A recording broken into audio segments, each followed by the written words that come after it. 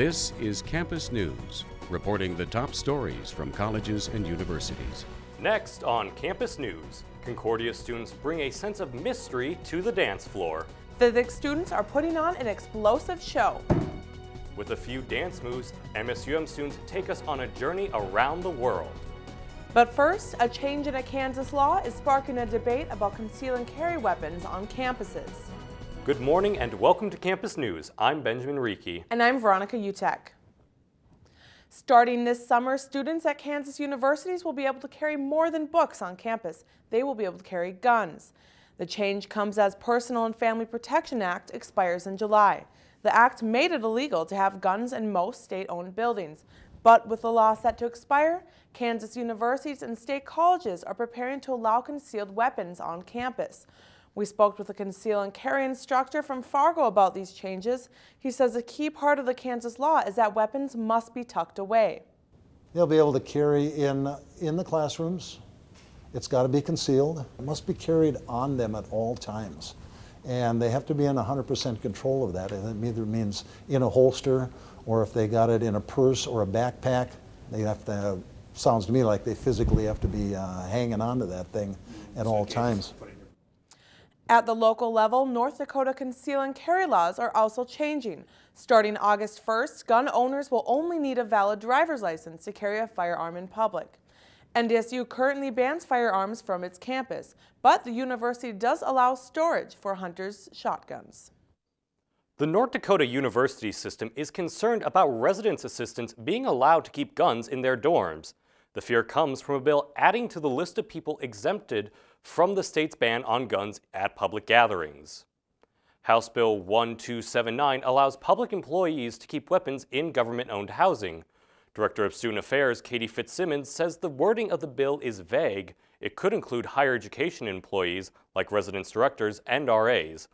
Legislators defended the bill by saying it's meant for police and their families, and it's unlikely colleges would allow guns on campus. The bill passed unanimously in both the North Dakota House and Senate. It's now under review in the House again. 4 out of 10 universities in the United States are reporting a decrease in applications from international students. The American Association of Collegiate Registrars and Admissions Officers conducted a survey of 250 colleges. They found Middle Eastern countries are seeing the biggest decrease in applicants at 39%. Some universities are blaming President Trump's revised travel ban.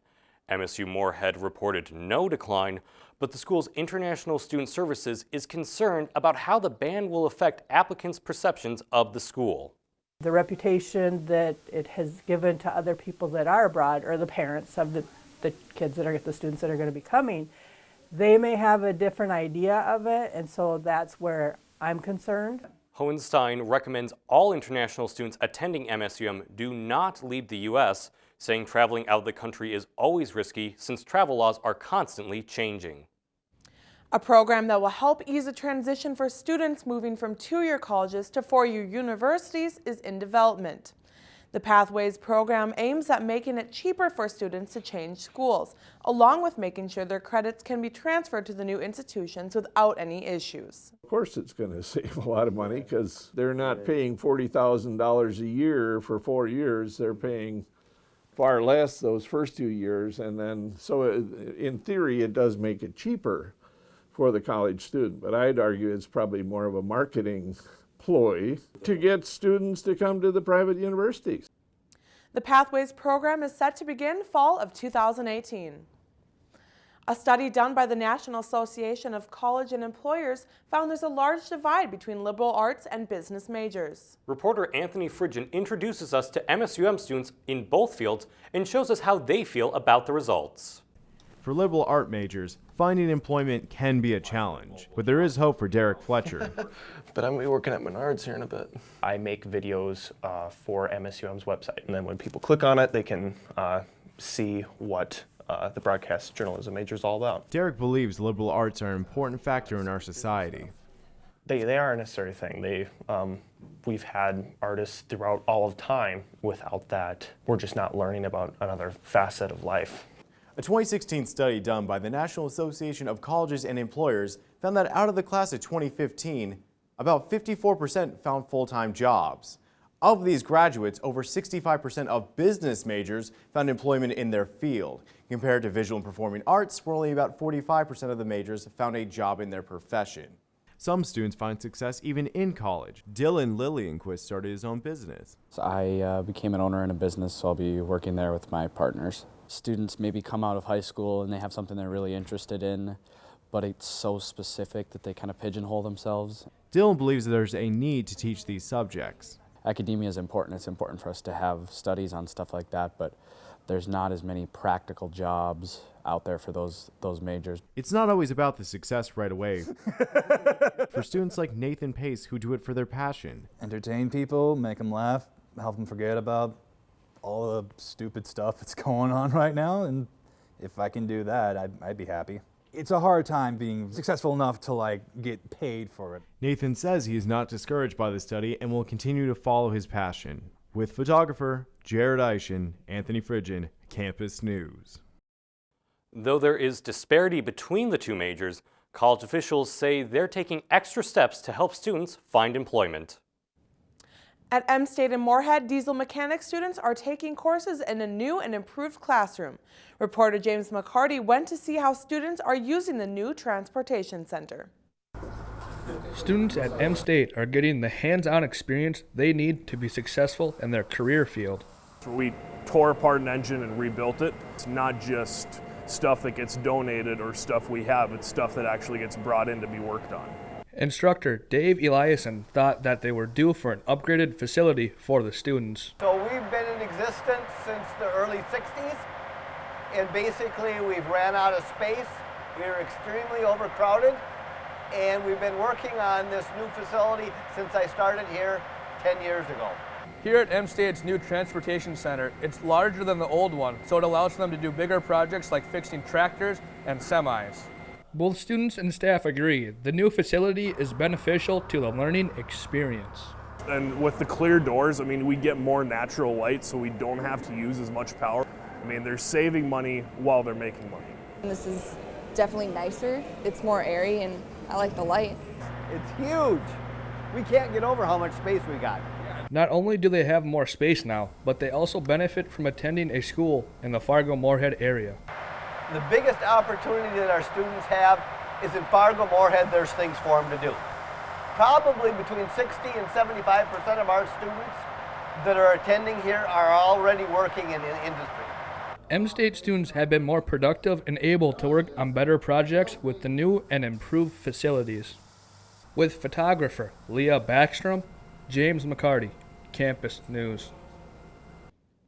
The Transportation Center was a $6.5 million project that took 2 years to complete. One English major from NDSU is stepping outside her area of specialty to help students improve their education. Senior Jenna Murphy has a passion for clear and concise writing no matter the career field. Murphy is helping geomorphology students with their writing assignments. She also had students make goals for the writing and evaluating their improvement. By the end of the semester, almost 90% of the students said they felt like better writers. The average student also had higher scores on their embed writing assignments, and Murphy plans to present her work at the National Conference for Undergraduate Research in Memphis, Tennessee this spring. To some people, physics can be a lot of boring equations and theories, but one group at MSUM is showing people the fun side of science. Reporter Tyler Ziegler gives us a look at the annual SPS Physics Show. The Society of Physics Students is a group that has one main goal. We want to help show the cool things about everyday life and teach public, students, whomever comes, about the cool things about physics. One of the ways the SPS does that is by hosting their annual physics show.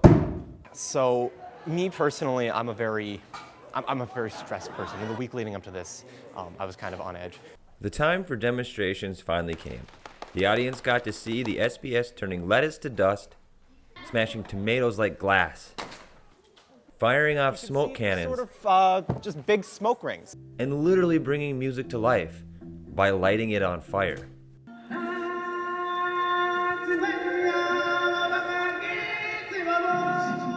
Music wasn't the only thing they lit on fire. The performance and actually getting to see, a year's worth of effort come together into just one grand finale is gotta be one of the better feelings in the world. At the end of the performance, attendees can come outside and the performers will show them a hands-on look at the projects they had in there. For Paige, a first-year physics student, it's the little things that make the work worth it. Having parents, kids come up to me, say, "Oh, why is that glue so weird?"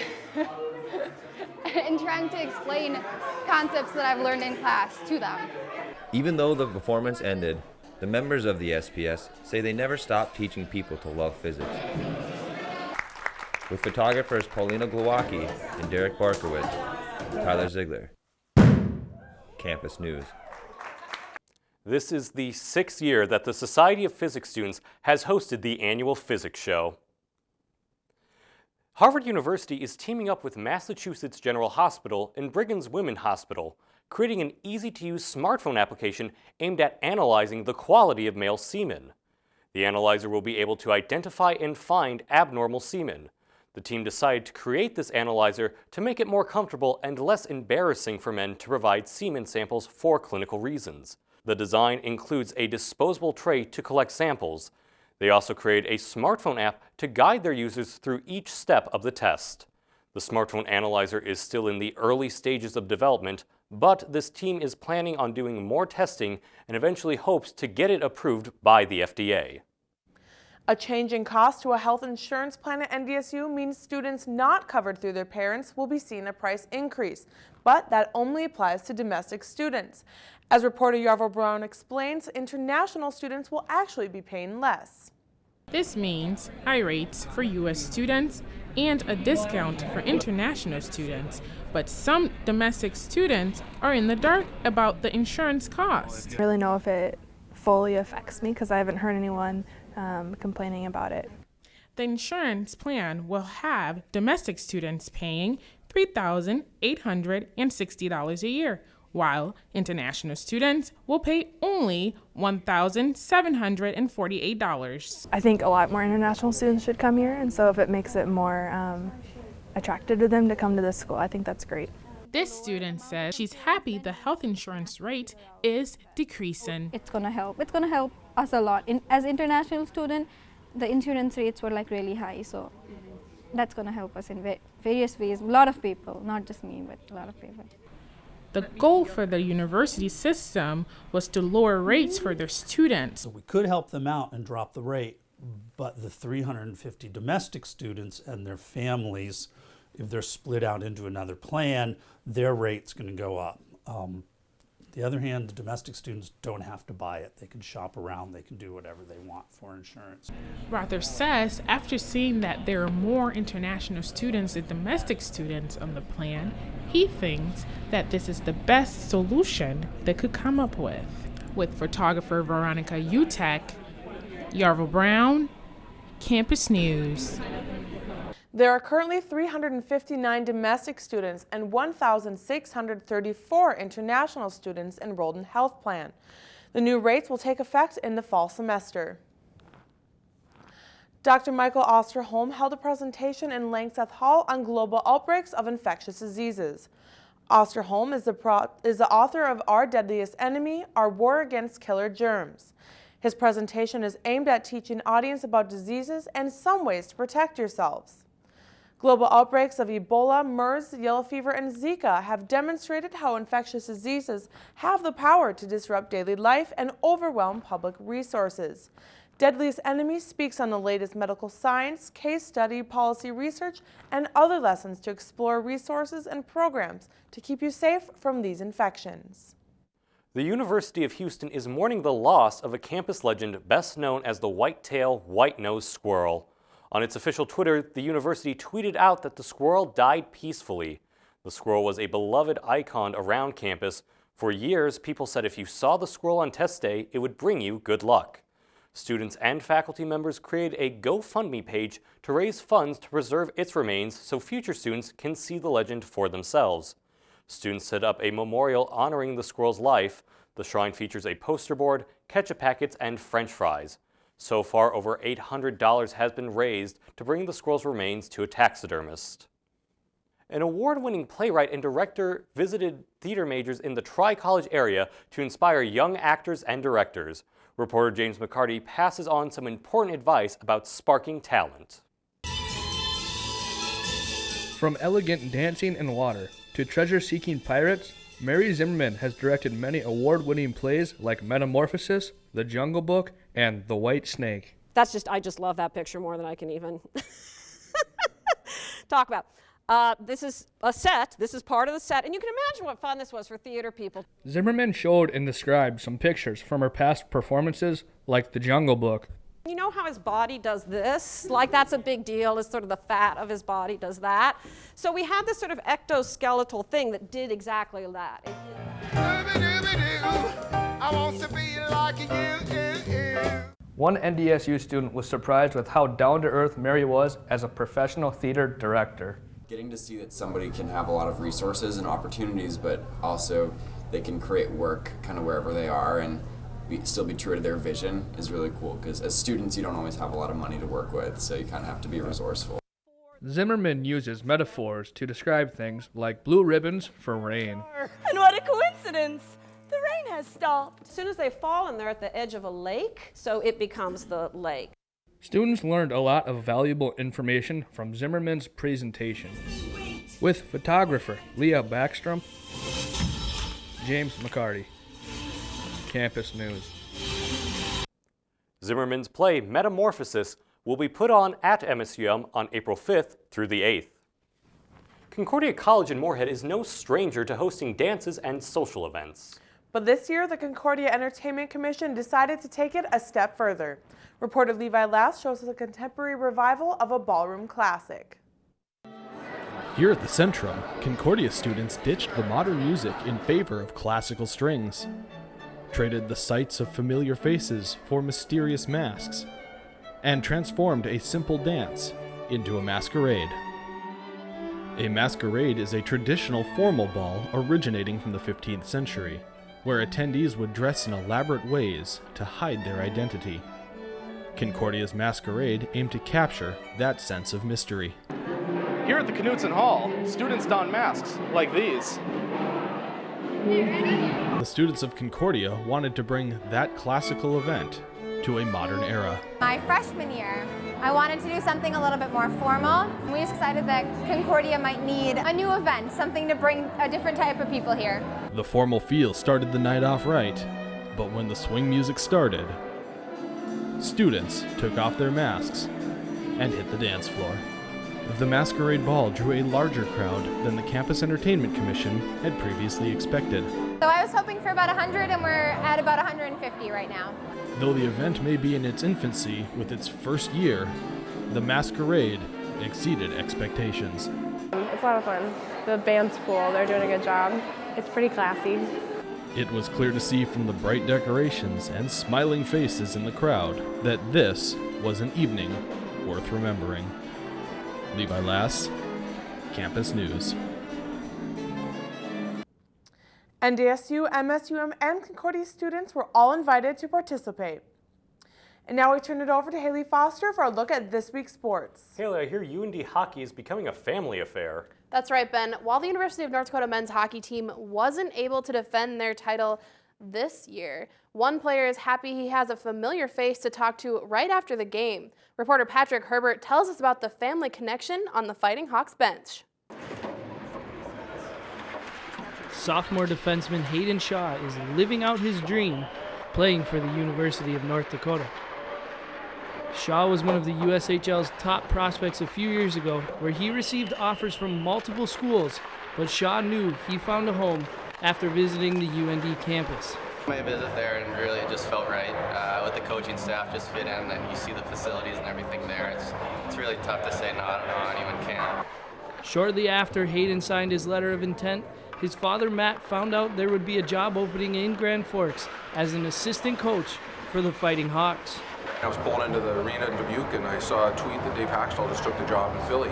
And my first concern, my first thought was, well, is this going to change anything with North Dakota and Hayden and his timing? And then right at the end of the conversation, Brad kind of threw something out there that maybe I should think about the opportunity there. After hearing about the opening at UND, Matt, the coach, wanted to give Hayden, the player, the final say before accepting. My family kept it for me for a while. We were on a beach in Florida, and my dad kind of pulled me aside and told me he was thinking about it.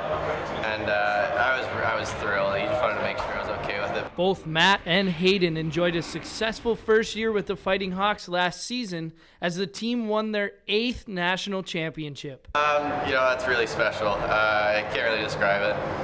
Just got the chills thinking about it. But, obviously it's super special. The two took their title to the next level, getting matching tattoos to remember their win. I said that I would be involved, and come Christmas, that was my Christmas gift, to have my word honored by the kids. All in all, Hayden says it's just nice to have the family around all the time. Patrick Herbert, Campus News Sports. Shaw is finishing up his sophomore year this spring. A local college hockey coach's trophy case is already filled with awards, but now she's adding one more to her collection. USA College Hockey Online named University of Minnesota Duluth women's hockey coach Mara Kroll its Women's Coach of the Year. Kroll finished her second season as coach of the Bulldogs with a 25-7-5 record. She also led the team to a quarterfinal appearance in the NCAA tournament. This is their first appearance since 2011. This is Kroll's third Coach of the Year award this season. With an estimated 900 million fans, volleyball is one of the world's most popular sports. Reporter Robin Rohde shows us why those who love the game had a little extra incentive to work up a sweat. MSUM's Gamma Phi Beta sorority hosted their first moonball tournament to aid Girls on the Run, an organization with a mission of building strong girls. The co-ed volleyball tourney included 8 teams battling it out with players from colleges around the community. A couple teams that are really skilled, they play volleyball tournaments, they kind of know what they're doing. And then we have a lot of teams that are just here to have fun, here to support our mission, and here to support Girls on the Run. The event raised over $300 towards after-school programs that work with middle school girls to build their confidence, teach them healthy habits, and make them leaders in their communities. We're just the old people that wanted to play volleyball. Nicole Rouser volunteers for Girls on the Run and works with their board of directors. She brought her team, nicknamed Tater and the Hot Dishes, to support the cause, and they cleaned house, taking the title. We just love playing, and we heard about it, so it's always nice to meet new people in the community that love the sport. And then it never hurts to make those connections. Others weren't as lucky in the winning column, but still enjoyed the afternoon. The team, the winners, dropped their first match, but rallied to become consolation champs. It's beautiful. I love it. Like, no one has to leave here feeling like, oh, we lost or something like that. Like, everyone leaves here happy, you know? Winners or losers, every team left with a sense of accomplishment, knowing they helped young girls gain better opportunities. Robin Rohde, Campus News. Gamma Phi Beta says they're planning to host another moonball tournament this fall.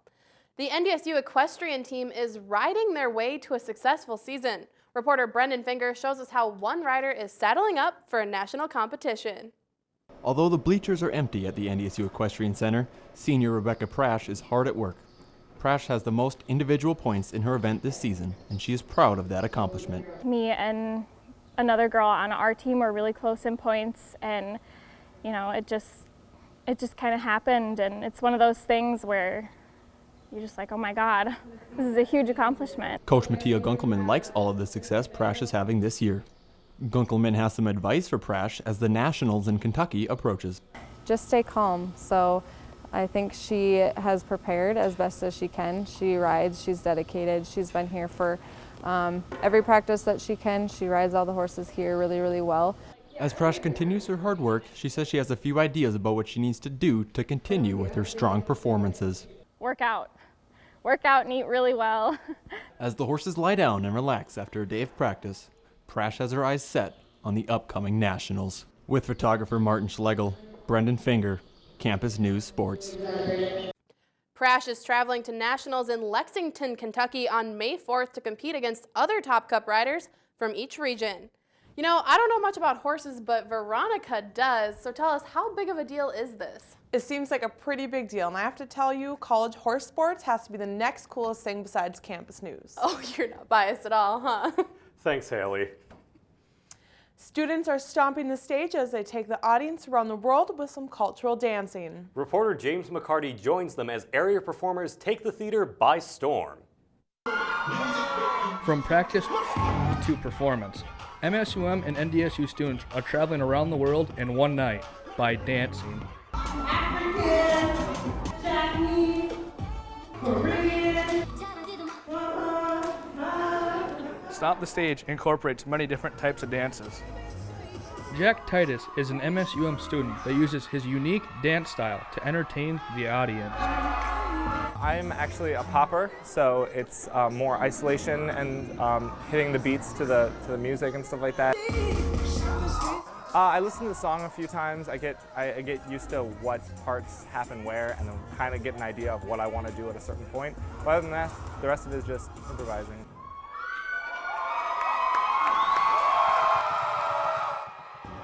A different group called Kawatatsu Yasakoi took the audience to Japan. Yosakoi in general is a fusion of traditional Japanese and modern hip-hop. Glider is hoping the audience will take something from their performance. I hope they'll get a fun dance and presentation. This is one of our very upbeat songs, so I hope it's kind of energizing. The different dance groups kept the audience entertained and on the edge of their seats all night. With photographer Leah Backstrom, James McCarty, Campus News. After graduation, Titus says he's moving back to the Minneapolis-St. Paul area to reconnect with people from the past and find some dancing opportunities. And that's it for this edition of Campus News. We leave you with another look at the Masquerade Ball. Thanks for joining us and have a great week.